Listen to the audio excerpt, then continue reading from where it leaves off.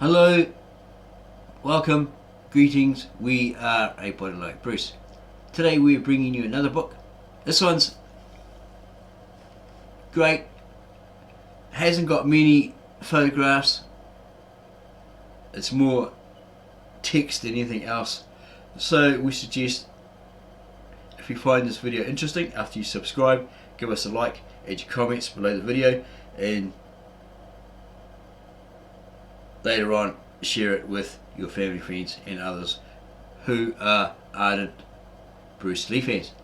We suggest that you go to the bottom of the video, click on the link that we'll provide, and go sign up as a free member and get into the website area where you can borrow this book for an hour or so.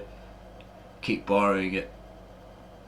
Right, there's no limit unless someone else or others suddenly are reading it for themselves.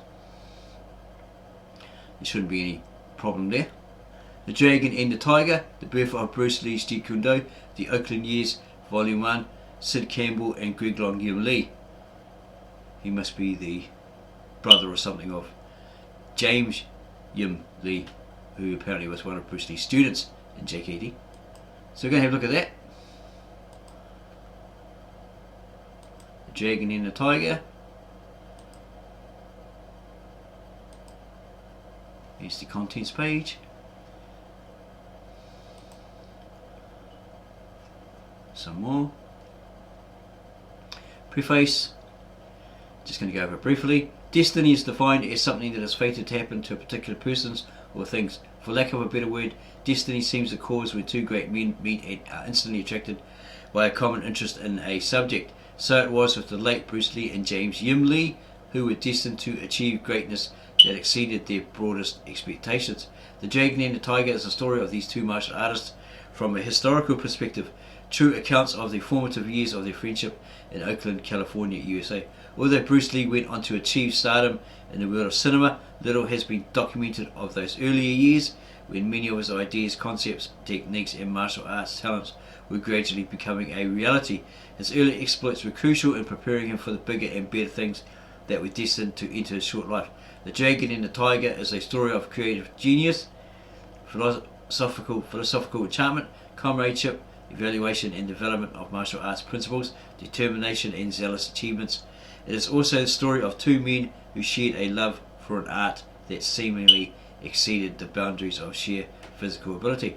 Bruce Lee and James Yim Lee were unique in many distinct ways. Each had a tremendous impact on the other in a way that goes beyond the facade of a passing friendship. They were friends, business associates, and most of all, brothers in the spirit. The accounts in this book will present a side of two men dedicated to the study and perfection of martial arts that few have had the opportunity to witness. Many of the parallels that existed between Bruce and James are astounding, to say the least, and the Oakland Years with the Dragon and the Tiger may quite possibly be the last piece of the puzzle concerning the lives of Bruce and James and the impact that Bruce Lee had on the world. Many facts and little known anecdotes have come to light nearly 20 years after the untimely deaths of these great martial arts pioneers through the dedicated efforts of those who have known Bruce and James personally.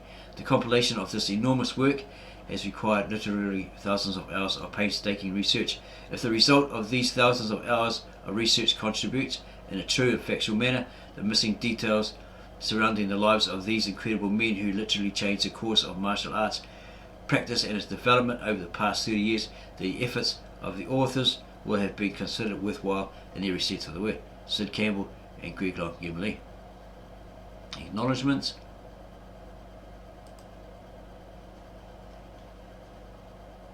And this is the source of the Seattle history. A lot of his students are mentioned here. It does have some photos. The Dragon's rowdy beginning. Talks about Bruce Lee and his birth, the usual stuff. Goes into a little bit of depth there.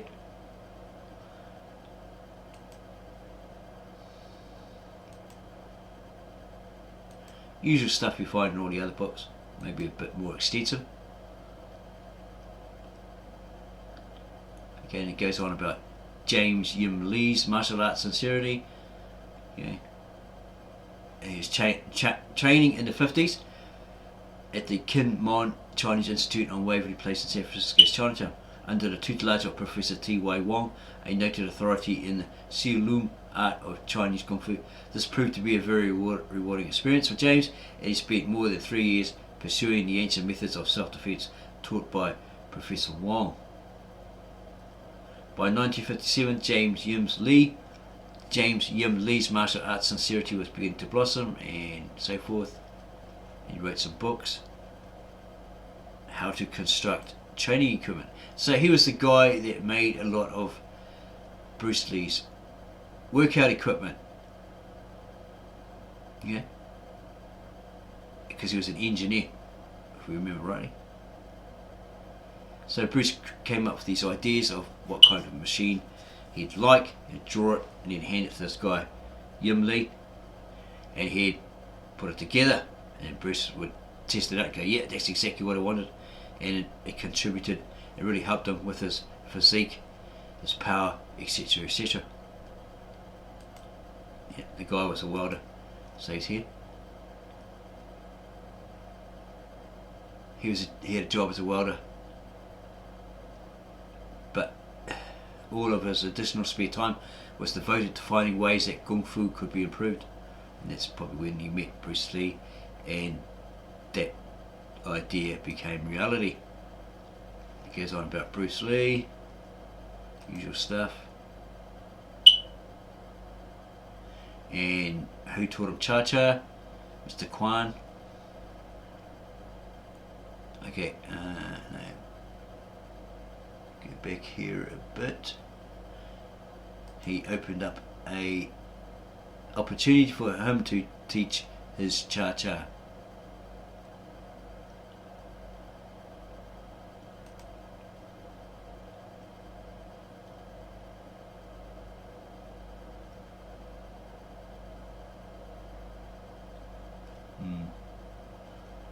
Mr. Kwan was impressed with Bruce's ability as a dancer and thought that it could be an excellent way for Bruce to earn some extra money. It would also give him a chance to meet many people in the Chinese community and possibly make some contacts for future employment. Although Bruce knew that he would not be in San Francisco for long before going to Seattle to attend college, he concurred with Mr. Kwan that teaching dance classes would be a quick and easy way to earn additional spending money. Besides, he had to keep his dance routine sharp if he was going to mention that he was the 1958 Hong Kong Cha-Cha champion. So Mr. Kwan arranged for Bruce to begin teaching at a ballroom dance club in San Francisco. The Cha-Cha seemed to be the dance that everyone wanted to learn, and word of Bruce's dancing skill quickly spread. Bruce was teaching quite a few couples in a very short time. This was quite exciting for Bruce, as he put together a routine in which he would give dance instruction and then afterward perform various Wing Chun Kung Fu moves. He started to improvise new dance routines that were both funny and technically difficult. His students really enjoyed these comical yet highly skilled performances. He had a program that included dancing, martial arts and comedy all rolled into one. So looking at that movie Dragon Lee, the Bruce Lee story, where he took on those British sailors and did those funny things, like the guy was wearing his jacket and he put his arms in it and danced with him, all that sort of stuff, it was probably pretty accurate to some extent. Okay, more about Bruce Lee. He enters the world of the praying mantis. He meets a teacher that took him into his cocoon and then taught him his praying mantis style, apparently. Or somebody took him there to see a guy called Jun Fan Lee.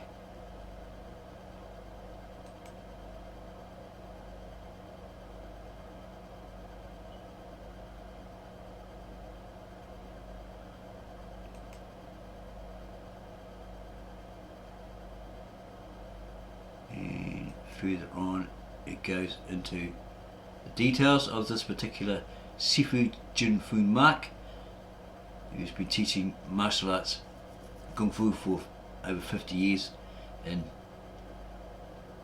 Chinatown, New York. And goes into detail about him, where he originated from.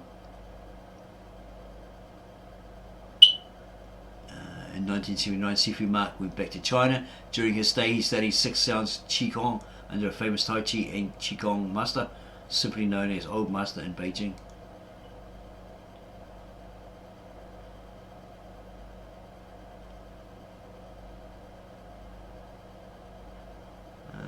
Looks like he was a doctor, herbalist and Chinese doctor. When Bruce picked up a bottle to inspect it more closely, Uncle Yong, because he's a friend of his father's, rightly Hui Chun, remarked that Sifu Mak also treated people in the community for various ailments and medical conditions here or there in his office. Many of his patients were elderly Chinese that appreciate the value of acupuncture and herbal remedy treatment from the old country. Some of his students also appreciated of having a Sifu or Shifu with the training and experience in this rare and little known healing art. As Bruce continued to inspect the many traditional Chinese mementos and memorabilia in the office, he was especially infatuated with the certificates that adorned the walls. Each diploma signified that Sifu Mak was an accredited and certified Sifu or Shifu in some pretty rare styles of Kung Fu. Most specifically, his credentials that indicated his proficiency in Hung Gar, Tiger Crane, Siu Loong, White Crane, Eagle Claw, Leopard and Tiger. He also studied Tiger Claw at the famous Hoi Chung Temple. Then, almost as stealthily as a ninja in the night, Sifu Mak appeared in the room. His entrance had been so silent that he had to make his presence known by saying, "Mr. Yong, it's been a while. How are you doing?"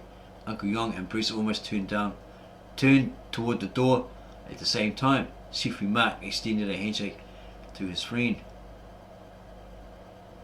Okay, Bruce is studying the environment, he's studying the coon. Bruce noticed that Mark's hand was soft and flexible, was so soft and flexible that it felt like clasping a handful of gelatin or hair gel. Wow. He had no thick calluses, disfigured knuckles or dense muscles massed along the palm, heel or ridge of his hand.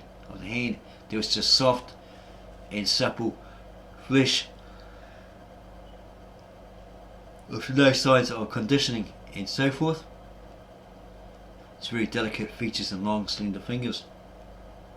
This defied Bruce's experience. It was baffling and paradoxical beyond belief, and not all what Bruce knew to be typical at the Queen's in Kowloon in Hong Kong. He would have thought that someone so skilled in Tiger Claw, Hung Gar and Eagle Claw would have highly developed hands and fingers, perhaps with some calluses along the foreknuckles or along the edge of the hand. However, this was not the case, and he thought it was very suspicious for someone that claimed to be a true Kung Fu master. Bruce was then formally introduced to Sifu Jun Fan Lee.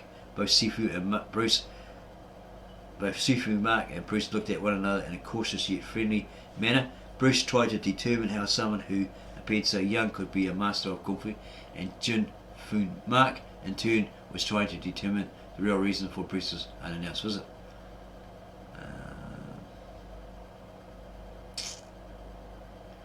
And it goes on. Bruce, being most courteous and respectful, showed a humility that was normally not evident to those that knew him well. He did not know how to act, since he felt somewhat out of place.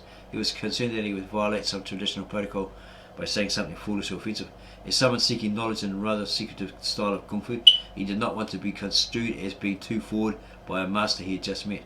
His words on the initial introduction had to be carefully selected if he did not want to appear as if he wanted to challenge or test this highly respected Sifu's abilities. After Sifu Jun Fan Lee asked about his experience in Wing Chun, Bruce took a bolder step, hopefully not breaking any of the Queen protocol, by stating that he was interested in fighting and learning techniques from all styles. He also added that he studied with Wing Chun master Ip Man in Kowloon. Bruce then confided that Uncle Yong had mentioned his status in the community as an excellent fighter with a good reputation here in Chinatown. While Bruce was speaking about fighting, Sifu Mak was assessing Bruce's moral character. He studied Bruce's eyes closely, hoping to look into his soul. His polite demeanour, well-groomed appearance, his family's credibility, and even Bruce's body language were taken into account as the Sifu evaluated this young Chinese lad's ulterior motives. Bruce then, in an almost special fashion, concluded his short discourse by saying that he felt all of the good Kung Fu masters were in Hong Kong, and that it was doubtful that anyone in the United States could be as good as the Sifu there. The Sifu Mark walked around Bruce in the cramped office, all the while looked over him from head to foot, and then a subtle smile appeared on Sifu Mark's face. He then replied, "You look like a pretty good fighter. Maybe you'd like to watch the conclusion of the class that is in session." Bruce and Uncle Yong both smiled and accepted the invitation to watch Sifu Jun Fan Mark finish teaching his Kung Fu class. So they went in there, okay, and the Sifu obviously relieved this guy that was training everybody, instructor, right? And Bruce is looking around at all the equipment that this guy had. Different kind of training devices, so maybe that's where he's got his influence from. Some he had not seen before. However, from experience using the Muk Yang Chung wooden dummy in his Wing Chun Kuen and Kowloon, Bruce knew that these unusual and somewhat crude training devices were used for hardening the arms and hands. He now understood why there were so many bottles of Dit Da Chow in Jun Fan Mark's office. So he was using that, which repaired his hands, cured his hands, etc., etc. That's why there's no knuckle signs and all that sort of stuff, right? That Bruce detected, and his hands were soft and all that sort of stuff.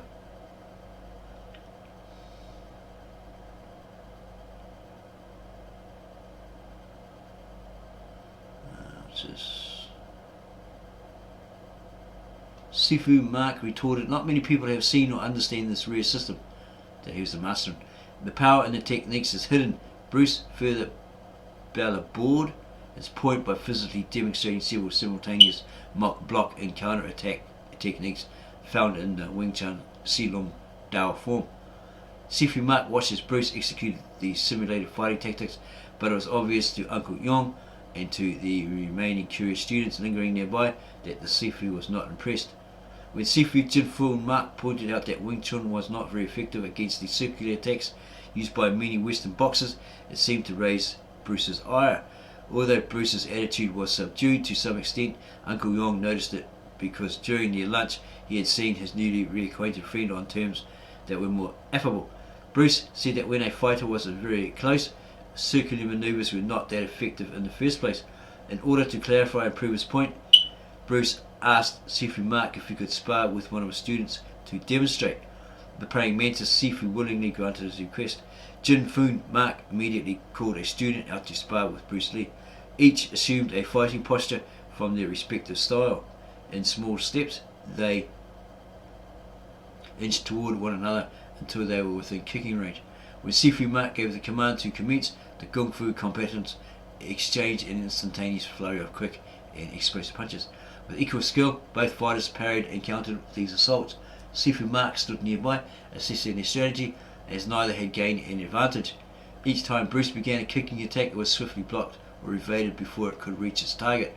Likewise with Jun Fan Mark's praying mantis fighter. After about 5 minutes of this pugilistic exhibition, Sifu Jun Fan Mark abruptly ended the match, complimenting each on the excellent performance of their styles and on the use of good solid basic Kung Fu technique. Jun Fan Mark declared, as both fighters had agreed, that it was a draw and no one was the victor. The observing students had learned an important lesson in how to approach someone that was skilled in close range frontal fighting. As Bruce recovered emotionally from this intense engagement, he casually asked Sifu Mark how long the student he had just sparred with had been training. Sifu Mark responded by saying, "Almost a year, he's just a beginner."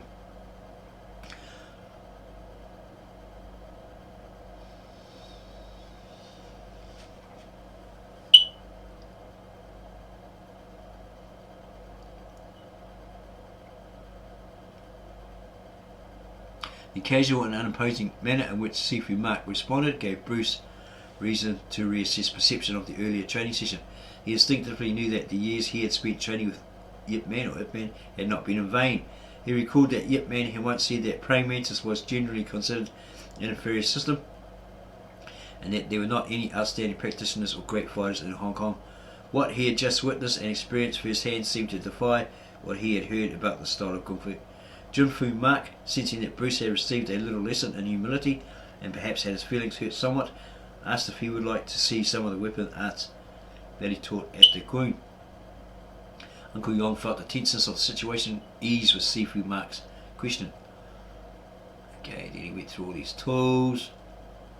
Bruce, with a keen eye for detail, was duly impressed with what he was seeing.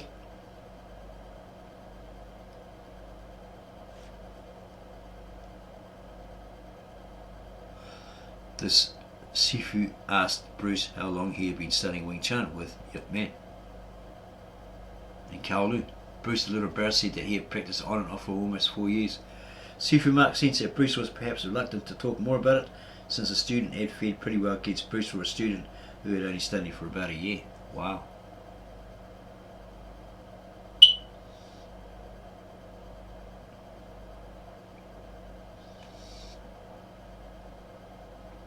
Siu Loong said that the praying mantis system was very subtle. The most powerful and practical techniques are hidden in the relaxed circular movements of one's hand and feet. He then demonstrated several of these powerful and explosive short distance maneuvers. As he told Bruce, it was difficult to explain these techniques until they had been practiced a while and had been experienced. Bruce listened with the close attention he gave when being lectured by his senior teacher, Hing, William Chung, or Sifu Yip Man back in Kowloon. Jun Fan Lee explained that the praying mantis style is distinguished from other styles and that it is an eternal system. It concentrates on developing internal power rather than external muscle strength. It also has more techniques than many other systems and includes both sticking hands and sticking feet. Sticking hands is a martial art drill that expresses interplay between two training partners. Practice in Wing Chun. Used in Wing Chun. To make praying mantis even more unique, it, like Japanese judo and jiu-jitsu, uses the opponent's strength to his disadvantage. Bruce and Uncle Yong became engrossed in Siu Loong's thorough and precise manner of explaining each of the distinctions found in praying mantis. Jun Fan Lee knew that Bruce would have some knowledge of Chi Sao and Muk Jong training and decided to talk about something that Bruce would know more about. He said that the praying mantis techniques rely on feeling and that the hands react as if they had eyes and a mind of their own. He described the hands as being alive and not lifeless. He said that praying mantis was a soft arm kung fu system. Bruce's eyebrows furrowed as he heard Mark divulge this fascinating martial information. Siu Loong resumed by stating that each of the praying mantis self-defense formulas has 2 or more person breakdown, and that a student would learn to use each limb independent of any other limb. He explained that what most people did not appreciate was that the practitioner of praying mantis was always relaxed and in a continuous flow, never rigid or emotionally tense as he moved. Bruce realized that he had witnessed this firsthand when he sparred with the student. Bruce also learned that Sifu Mark Sifu and the grandmasters of the praying mantis style that preceded him taught and practiced the techniques of their style exactly as they are used. There were never any flashy drills for the sake of show, only practical moves for actual fighting.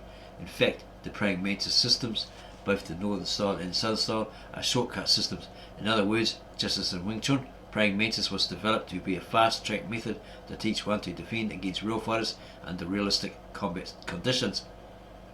And Bruce interrupts him to ask him about the functions of power, how it related to long-range techniques and praying mantis. And he's keenly observed the guy. His awesome displays of power at the shorter closing ranges, and so forth.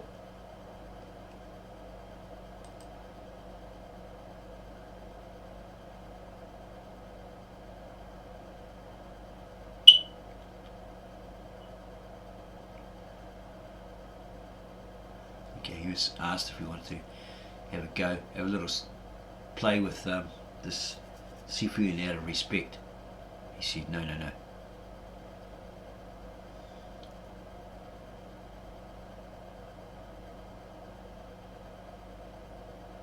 And he touched on the secret to art of Chinese mark.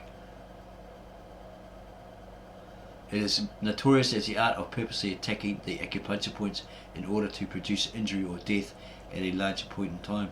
Again, Bruce was impressed with the extent of the knowledge that Sifu Jun Fan Lee possessed. Even in Hong Kong, Bruce had yet to meet anyone with as much knowledge of so many aspects of Kung Fu.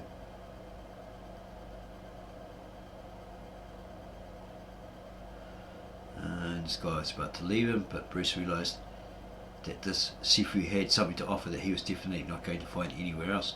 He suddenly blurted out, "Sifu Mark, will you have me as a student for about 3 weeks?" Sifu Mark suddenly stopped, turned around, looked sternly at Bruce and smiled.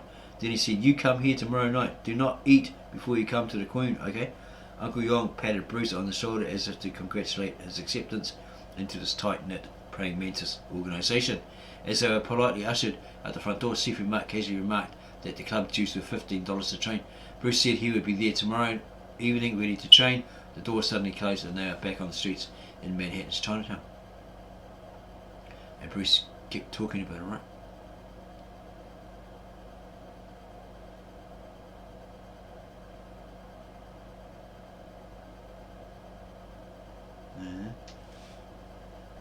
And he goes on about the Chinese opera, which his father was part of.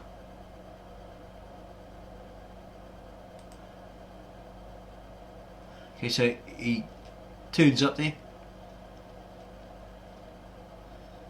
and it really made Bruce Lee think. Okay.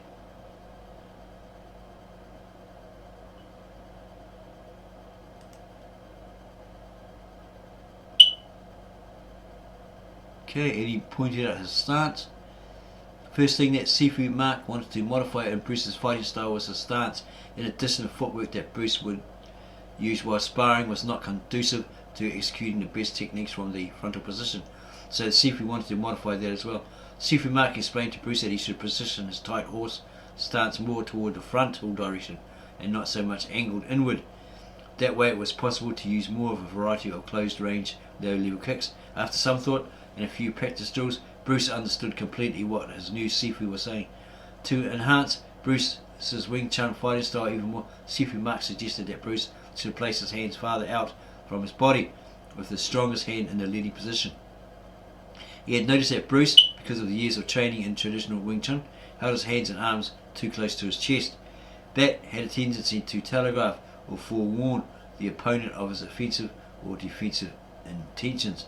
Next, the Sifu began showing Bruce how to generate more explosive short-range power. Since Bruce was already adept at punching and using arm muscle compression to generate power, Sifu Mark could easily show Bruce how to integrate his body force into a punch without winding up his body before releasing an attack. Sifu Mark further explained that if he wanted to maximize the effect, he should start coordinating and timing his body movement through rapid forward shuffling footwork to coincide with the punch release. This way the body's mass would be behind the punch at the instant of impact with the intending target. This made a lot of sense to Bruce, and he felt a bit embarrassed that he had never thought of it before. Now it was beginning to make sense to him how Sifu Jun Fan Lee could make extremely powerful punches at these extremely close ranges. Wow. Looks like Bruce Lee's father, Lee Hoi Chun, really favoured his older brother Peter because he was attending university and all that sort of stuff.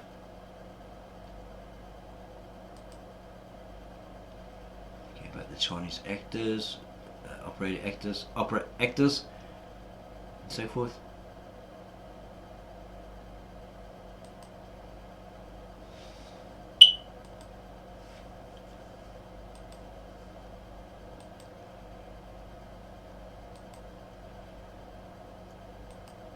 Bruce Lee discovers more forms of training equipment, and it goes further and further into what Bruce Lee learned from this particular Sifu and others.